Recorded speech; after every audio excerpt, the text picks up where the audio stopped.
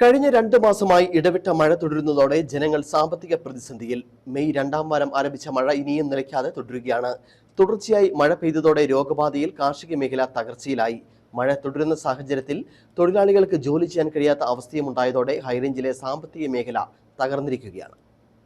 May 2ാം വാരം ആരംഭിച്ച മഴ ജൂലൈ അവസാനമായിട്ടും തിമിർത്തു പെയ്യുകയാണ്. മഴ കാരണം സമീപത്തെ ജലസ്രോതസ്സുകൾ നിറഞ്ഞു കവിഞ്ഞു. തീരദേശത്തുള്ളവർ ഭയപ്പാടിലുമാണ്. തുടർച്ചയായുള്ള മഴയിൽ ഉയർന്ന പ്രദേശങ്ങൾ മണ്ണിടിച്ചിലും ഉരുൾപൊട്ടലും ഉണ്ടാകാൻ സാധ്യതയുള്ളതിനാൽ ഇവിടെ താമസിക്കുന്നവരും ഭയപ്പാടിൽ കഴിയുകയാണ്. പലയിടത്തും ശക്തമായ മഴയാണ് പെയ്തിറങ്ങുന്നത്. തുടർച്ചയായുള്ള മഴ കാരണം ഏലം പോലുള്ള വിളകളിൽ രോഗബാധയ്ക്കും ഇടയായി. തോരാമഴ പെയ്യുന്നതിനാൽ തൊഴിലാളികൾക്ക് പണിയെടുക്കാൻ കഴിയാത്ത അവസ്ഥയും ഉണ്ടായി. ഇതോടെ പല കുടുംബങ്ങളും പട്ടിണിയുടെ വക്കിലെത്തിയിരിക്കുകയാണ്. തുടർച്ചയായുള്ള മഴ കാരണം ഉൽപാദനവും 4-1 ആയി. ഉൽപാദന മേഖല തകർച്ചയുടെ വക്കിലെത്തിയതോടെ വ്യാപാര മേഖലയും തകർന്നു. ജനങ്ങളിൽ ഭൂരിഭാഗവും കേന്ദ്ര എസ്റ്റേറ്റുമായിട്ട് ബന്ധപ്പെട്ടും അതുപോലെ തന്നെ കർഷക തൊഴിലാളികളും ചെറുകിട കർഷകരുമാണ്.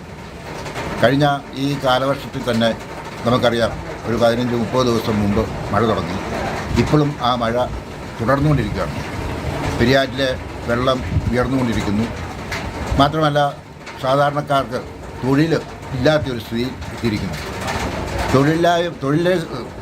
തൊഴിലുറപ്പ് തൊഴിലാളിക്ക് പോകുന്ന പണിക്കാർക്ക് പോലും കൃത്യമായ ശമ്പളം കിട്ടുന്നില്ല. അങ്ങനെ ഭൂരിപക്ഷം ആളുകളും ദാരിദ്ര്യത്തിലാണ് കഴിയുന്നത് എന്ന് പറയാതിരിക്കാൻ പറ്റുമല്ലോ.